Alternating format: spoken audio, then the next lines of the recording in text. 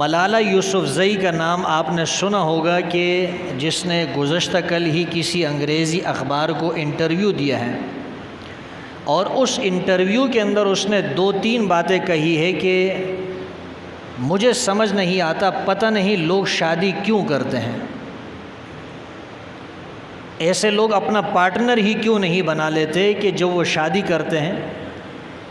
اور پھر اس نے ایک بات یہ بھی کہی کہ مجھے معلوم نہیں کہ نکاح کے جو کاغذات ہیں اس پر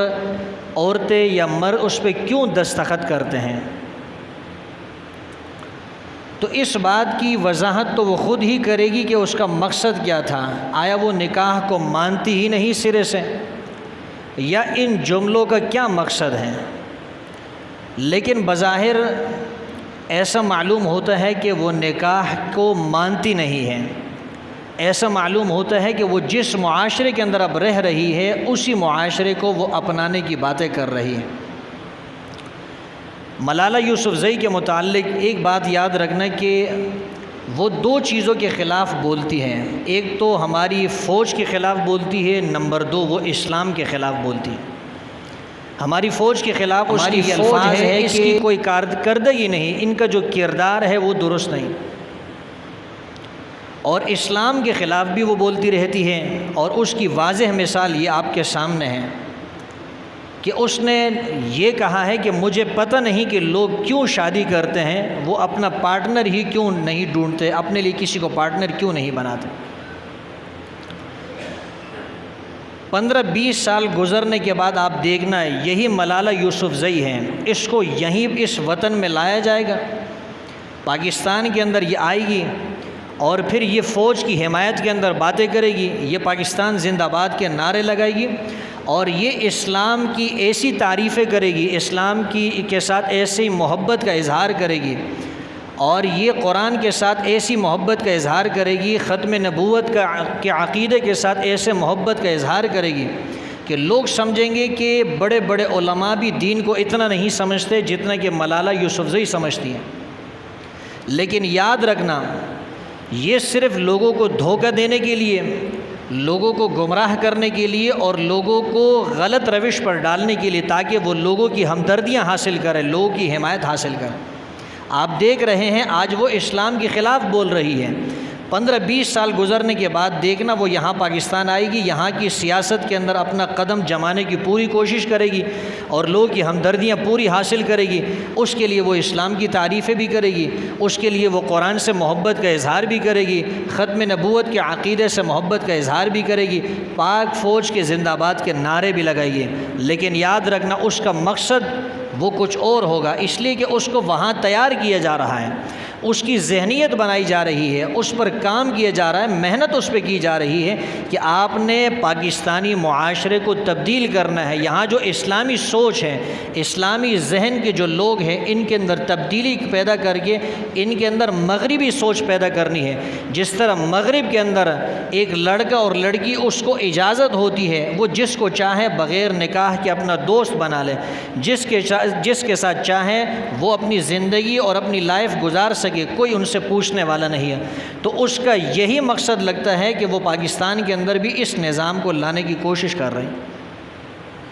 حالانکہ اللہ تعالیٰ تو سورہ مؤمنون میں فرماتے ہیں قُل لِّلْمُؤْمِنِينَ يَغُضُّوا مِنْ أَبْصَارِهِمْ، اللہ نے پہلے مردوں کو حکم دیا، عورتوں کو تو اللہ نے بعد میں حکم دیا، پہلے اللہ نے مردوں کو حکم دیا اپنی نگاہوں کو نیچی رکھیں، اجنبی عورتوں کو نہ دیکھیں، اس کے بعد اللہ نے عورتوں کو فرمایا وَقُل لِّلْمُؤْمِنَاتِ يَغْضُضْنَ مِنْ أَبْصَارِهِنَّ، عورتوں کو اللہ بعد میں حکم دے رہے ہیں کہ وہ اپنی نگاہوں کو نیچے رکھیں۔ اللہ سورہ نور میں فرماتے وَلَا يُبْدِينَ زِينَتَهُنَّ، عورتیں جو ہے اپنے بناؤ شنگار کو، اپنی زینت کو ظاہر نہ کریں۔ اور سورہ احزاب میں اللہ نے فرمایا یا ایھا النبی قل لازواجک وبناتک ونساء المؤمنین یدنین علیہن من جلابیبہن، اے میرے نبی آپ اپنی بیٹیوں سے، آپ اپنی بیویوں سے، آپ مسلمانوں کی عورتوں سے فرما دیجئے بڑی بڑی چادریں اپنے اوپر ڈال دیجئے۔ سورہ احزاب میں اللہ فرماتے ولا تخضعن بالقول فیطمع الذی فی قلبہ مرض وقلن قولا معروفا، اللہ نے نبی کی بیویوں سے فرمایا کہ جب کوئی شخص تمہاری دروازے پہ دستک دے، کوئی تم سے بات کرے، کوئی تم سے سوال کرے، تو اپنی بات کے اندر لچک پیدا نہیں کرنا، ایسی بات نہیں کرنا کہ کسی کے دل میں کوئی طمع اور لالچ پیدا ہو جائے، سختی کے ساتھ، درست روئی کے ساتھ بات کرنا، اگلے آدمی کو کوئی امید پیدا نہ ہو۔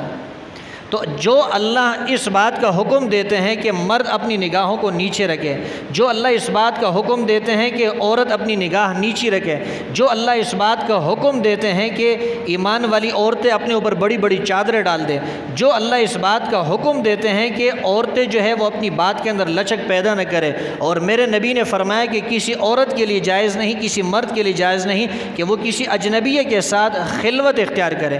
کسی اجنبی عورت کے ساتھ تنہائی کے اندر کوئی بیٹے، شریعت اس کی اجازت نہیں دیتی، اللہ کے رسول نے منع کیا ہے۔ وہ دین کیسے اجازت دے سکتا ہے کہ انسان شادی نہ کرے، نکاح نہ کرے اور جس کو چاہے اپنا پارٹنر اور دوست بنا لے؟ اللہ تو فرماتے ہیں وَلَا تَقْرَبُوا الزِّنَا، زنا کے قریب بھی مت جانا۔ زنا کا عمل تو بہت بڑا ہے، یہ تو بہت بڑا گناہ ہے۔ اللہ زنا سے تو بعد میں منع کر دے۔ اللہ فرماتے ہیں زنا کے جو اسباب ہے، زنا کے جو وسائل ہیں، زنا تک لے جانے والے جو کام ہیں، ان کے بھی قریب نہیں جانا۔ ایک آدمی کسی عورت کو اپنا پارٹنر بناتا ہے، اس کو دوست بناتا ہے، اس کے ساتھ خلوت اختیار کرتا ہے اور شادی نہیں کرتا، نکاح نہیں کرتا، تو نتیجہ کہاں پر پہنچے گا؟ اسی سے تو اللہ نے منع فرمایا ہے۔ لیکن اسی بات کی طرف شاید ملالہ یوسفزئی جو ہے وہ ترغیب دے رہی ہے۔ اگر اس کا کوئی اور مقصد ہے تو وہ اس کی وضاحت کر دے کہ میرے ان جملوں کا یہ مقصد نہیں، جو مقصد جو ہے لوگ سمجھ رہے ہیں۔ تو اس قسم کی چیزیں جو ہے وہ مسلمانوں کے ذہنوں میں ڈالی جا رہی ہے تاکہ مسلمانوں کا ذہن خراب ہو جائے۔ لیکن یاد رکھنا، یہ لبرل طبقہ جو اس قسم کی باتیں کر کے ان کو یہ امید ہے کہ یہ مسلمان شاید نکاح کو چھوڑ دیں گے، یہ شادی کو چھوڑ دیں گے۔ ابھی کچھ عرصہ پہلے، شاید 2 سال پہلے یا 1 سال پہلے، جو عورت مارچ ہوا تھا، اس کے اندر ایک بوڑھا، سٹیایا ہوا بوڑھا، اس نے کیا الفاظ کہے؟ اس نے کہا کہ نکاح یہ انگریز کی رسم ہے، اس معاشرے کے اندر نکاح موجود نہیں تھا، یہ تو انگریز لے کر آئے ہیں۔ اس سے پوچھنا چاہیے کہ بھئی آپ کے ماں باپ وہ نکاح کے رشتے میں جڑے تھے یا بغیر نکاح کے رشتے کے وہ ایک دوسرے کے ساتھ ان کا تعلق قائم ہو گیا تھا؟ اور اس کو گرفتار کرنا چاہیے، اس سے پوچھنا چاہیے، سوال کرنا چاہیے، آپ مسلمانوں کے معاشرے کے اندر اس طرح کی بات کیسے کرتے ہیں؟ یاد رکھنا کہ نکاح صرف مسلمانوں کے ہاں نہیں، عیسائیوں کے ہاں بھی ہے، یہودیوں کے ہاں بھی ہے، ہندوؤں کے ہاں بھی ہے۔ آپ ہندوؤں کے معاشرے میں چلے جائیں، وہ بھی نکاح کو ترجیح دیتے ہیں۔ عیسائیوں کے ہاں بھی ان کو بھی معلوم ہے کہ نکاح کے فوائد کتنے ہیں، یہودی بھی نکاح کو ترجیح دیتے ہیں۔ جتنے بھی مذاہب ہے، ہر مذہب کے ہاں نکاح کی سوچ ہے، نکاح کا کانسیپٹ ہے۔ صرف اسلام ہی نہیں، اسلام نے تو اس کی وضاحتیں بہت زیادہ کر دی ہے، اسلام نے تو اس کی تشریحات بہت زیادہ کر دی ہے، اسلام نے تو اس کے فوائد بیان کر دیے۔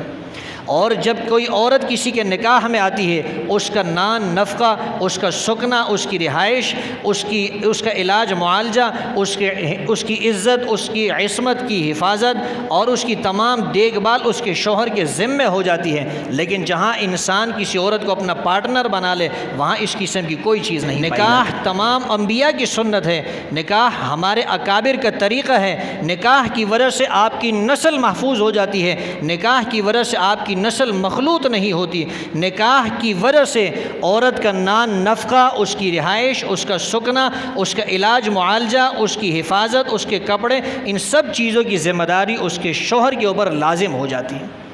تو یہ کہنا کہ نکاح جو ہے یہ غلط چیز ہے، پارٹنرشپ اختیار کرنی چاہیے، یہ بالکل غلط بات ہے۔ ہمیں قرآن نے اور ہمیں حدیث نے، ہمیں اللہ نے اور اس کے رسول نے حکم دیا ہے کہ اگر کسی کے ساتھ، کسی عورت کے ساتھ تعلق قائم کرنا ہے تو وہ نکاح کے ذریعے ہی ہو سکتا ہے، نکاح کے بغیر تعلق قائم نہیں ہو سکتا۔